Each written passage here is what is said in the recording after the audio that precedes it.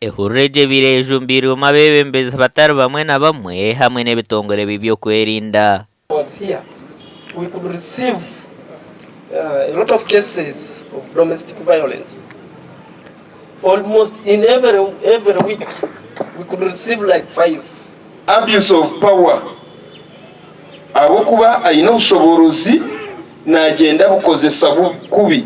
Entebekanisa eje biretebekanisibwa ba COVID kandi bahitiro kuvuza enjiri yo kumaraho ubutabanguko bwo maka. Zibita bombi to abegesize no kuragirira abantu ningashikura kwegesa abantu ari bashime kwandi batabariza buri kikaco mushango tubura umushango ngunukuzo wananka kandi tubura umushango ngunuguhendera nanga. Kandi cyabashikaje ikibuzo asa cyokanya cyakwa kurushaba turinka bakemera burisa abo kuba abakusayo kirugo inchi tubakira kuzaho aburisa mwenda nishaba injiri yanyu kwerungi ukwe kutubakusakura twasya urwango mwatu wari murango mukashanga yaba mwaturika mwatumurikiraho ko mukatwara injiri kechi abo kuba polisi ko yashimisa ki amarwe mironde n'injo muntu kwakwe bayine cyari kwenda gukora ayenyisa ho amarwa macabo kuba nabashenkuru zabakari bakaba banywa amarwa gabo Amagaminji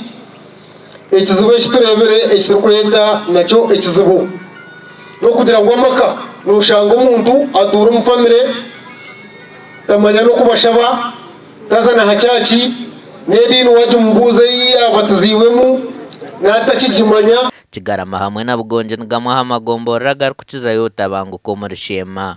Gasha kwa Sheikh Abdulatif.